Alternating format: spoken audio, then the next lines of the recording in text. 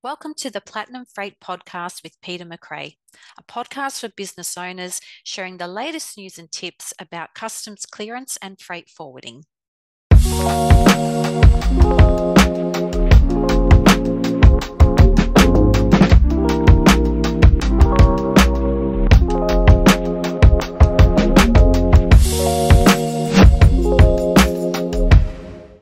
Welcome to episode 1 of the Platinum Freight Podcast with Peter McCrae, customs broker. So, Peter, can you tell us a little bit about your background and what led you to start Platinum Freight Management? So I've been a customs broker now for about 26 years. And when I look back to how I fell into this industry, I think it was by accident, if I say it like that. Uh, Looking back at year 12, when we were choosing what sort of careers we'd like to go into, we were given the A to Z of all the occupations that were around, and I landed on one called customs agent, and I was fascinated with that. It sounded like I was going to be working at the airport and maybe checking passports and checking baggage, and then started the course in I think 1993. Realized pretty quickly it had nothing to do about people. It was all about cargo and international trade and the risks of bringing goods to the country, and continued on and started Platinum Freight in the year 2000. So now the business has been going for 24 years. And what inspired you to come into the industry and also that initial vision for Platinum Freight Management? So I guess it sounded a little bit exotic or a little bit different or unique that you to study this course that you had to move to Sydney to study the course, and you was going to go for 3 years, and it was something that I'd never heard of before, and no one in my family works or has a job in this type of industry. And Mhm. I just thought, you know what, I'm going to move to Sydney, start this course, and hope that it all works out or worked out.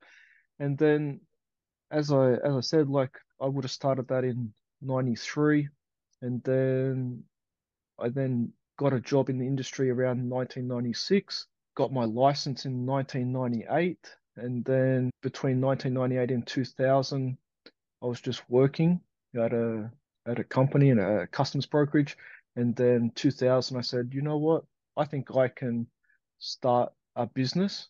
Mhm. And then I went to the accountant, told them the name I was thinking of, and then within a day or two, the company was open. And then I was like, where do I go from here? I have the company name. Basically, I have a child, and I have to, I've got this new child, this business, which I call Mm. a child, and now I have to take the steps, and those steps have been up and down, and up and down again, and it's all been an experience, and I love my job. And every startup faces its fair share of challenges. What were some of the biggest hurdles you encountered in those very early days, and how did you overcome them? So from day one philosophy that I've always had is that the business won't provide credit. So it's always been we give the invoice and then we get paid. And then once we're paid, then we then pay everybody else that has to be paid, like the Australian Border Force Mhm. or Australian Quarantine or the shipping companies or the airline terminals. But other than that, some of the hurdles, obviously, some might think, oh, COVID was a hurdle. And funny enough, COVID was a blessing for business because the way I see it is people were locked down, people weren't able to travel, so then people just imported, and that then made more shipments and more work, and yeah, it was good on one side and not so good on the other side. And our customs broking can be quite complex. So, can you provide some insights into the most common misconceptions that people have about this industry? There's so many, like some people think that when their shipment their full container load, for example, comes into the wharf, they think that they can just go pick it up and that there's no tax to pay. And they then soon realize that there's these clocks ticking. There's the clock at the wharf where they want to charge you storage. Then there's a clock where the shipping line wants to charge you rent on the shipping container. Then you have to pay the GST to the government and you have to get through quarantine. But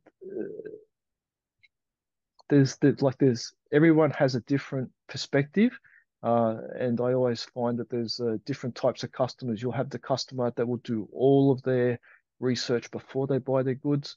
Then you've got other customers who have done, say, 50% of the work and then will call you to say, can you help them with the remainder?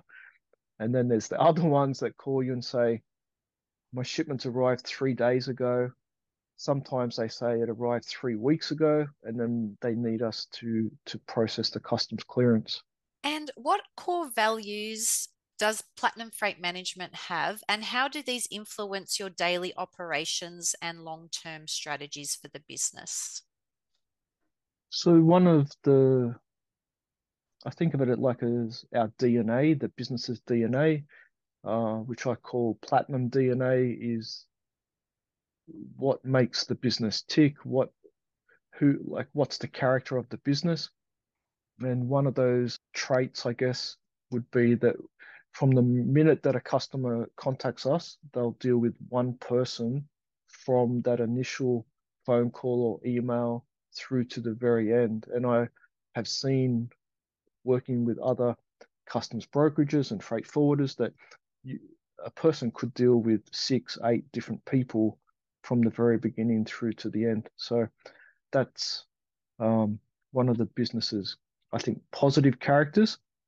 And then the other is that we would treat your cargo like it was our cargo, and we look at all the risks that we would want covered for your shipment.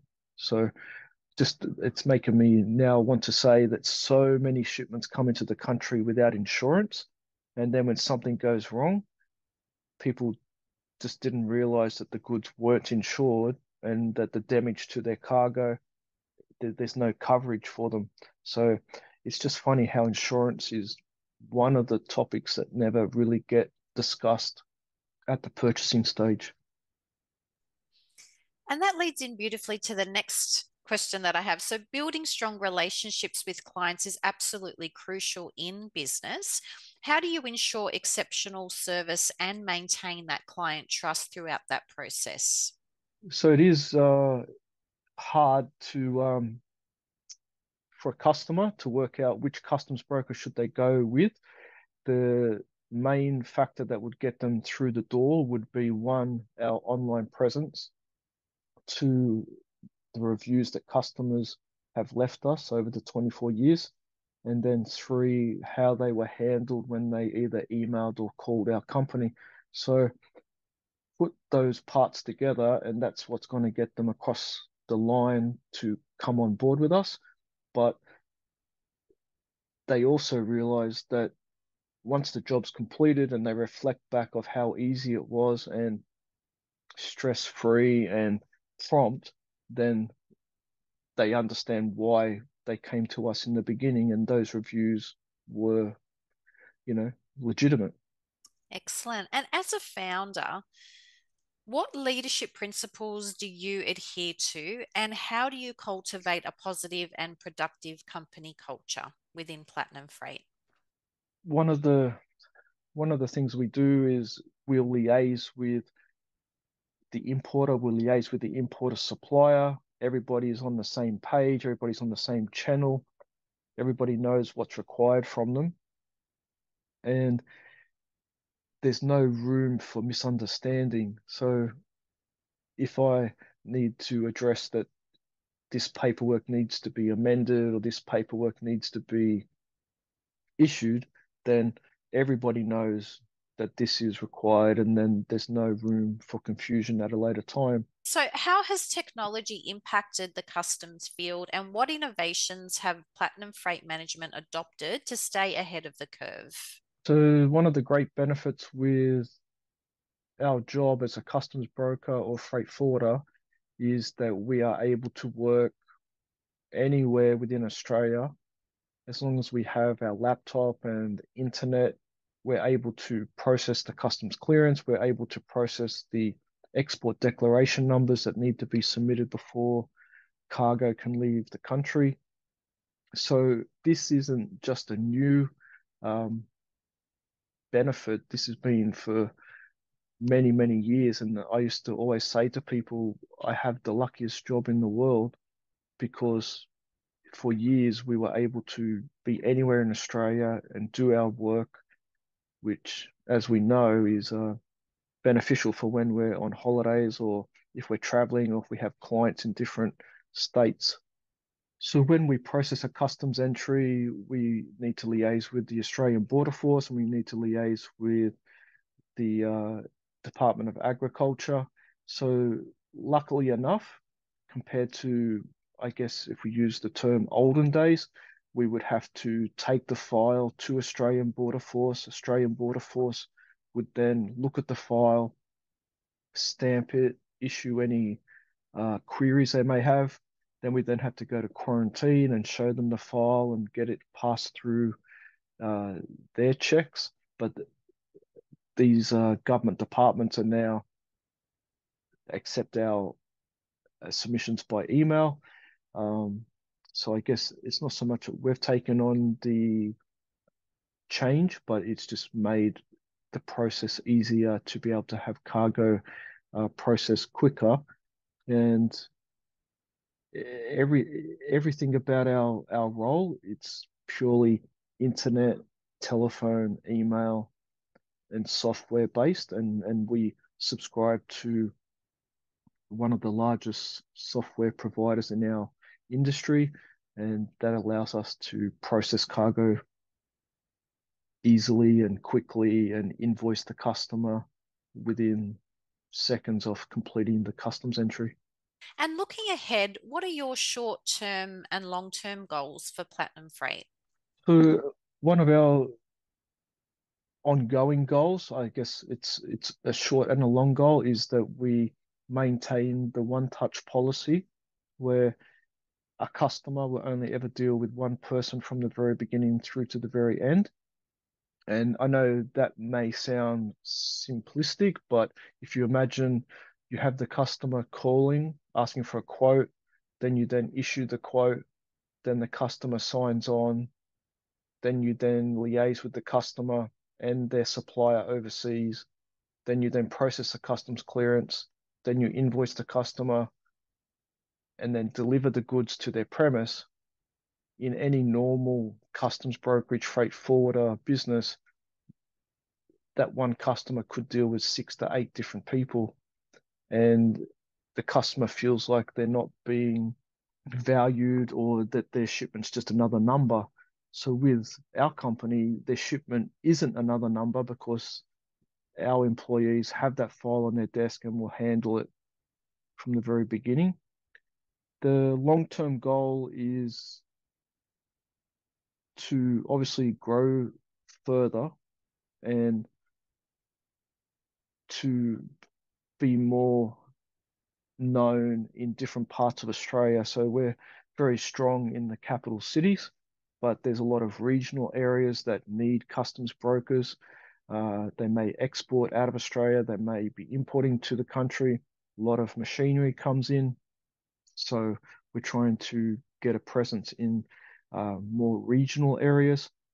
And then another long-term goal would be to continue to enter various customer service awards and be recognized for the level of service that we try to provide to the customers. And finally, what advice would you give to aspiring entrepreneurs who are considering starting their own business?